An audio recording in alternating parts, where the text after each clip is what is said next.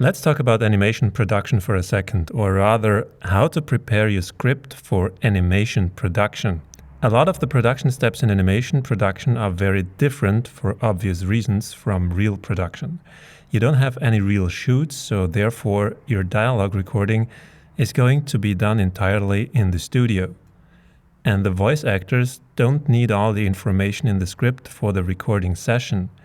When they're in the studio, they will already know their characters and what's happening with them inside out. So what they need in the studio is nothing more than just a dialogue script with their lines.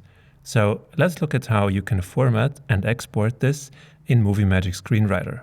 To get to the animation dialogue settings, if you're on the Mac, click on the gear icon in the taskbar, or you can go to Screenwriter Preferences. There you should see all the program settings, and we will look at the Animation Dialog tab now. If you're on the PC, the Animation Dialog Preferences are not where all the other preferences are. You need to go to Production, Animation Locking, Setup, Numbering, Layout. The two dialogues do basically the same on the Mac and the PC. They just look a little different. And if you take a look at the settings, they're all pretty self-explanatory. But let's go through them quickly and then see what the output looks like on the page. So you have options for where you want speech numbering to be, the same for the character position, and you can choose to have brackets around the numbering. You can choose whether you want to use the spacing from the script or use double spacing throughout. And the same for capitalization. You can have the dialogue printed as is or all in caps. You can substitute the font if you like, and then at the bottom, you can select how many blank lines you want to print before each speech, or if you rather want to use the settings from your script. And then finally, you have a bunch of checkboxes in case you want to print notes as well. Okay, now let's leave all these settings pretty much as they are by default so we can see how that looks. To print your script for animation dialogue recording, go to the Print Dialog and then select Dialog. When you do that, a new box pops up, and here you can select Dialog for animation recording. We want to print everything, not just the lines with asterisks for now, so I'm choosing that option.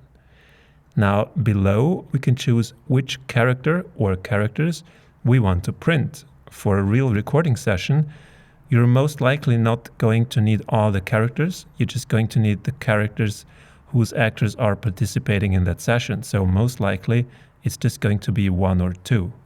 But for the sake of demonstration, let's just select all of them and click OK. I'm not printing this out for real now. I'm just showing you a PDF preview of what the printout would look like. So this is what the dialogue script looks like with default settings. Now let's go back and change a couple of them so we can see the differences. I'm just going to change these settings to something in order to demonstrate what is going to change. So don't worry about if this makes total sense for now. I just want to have a different printout, that's all.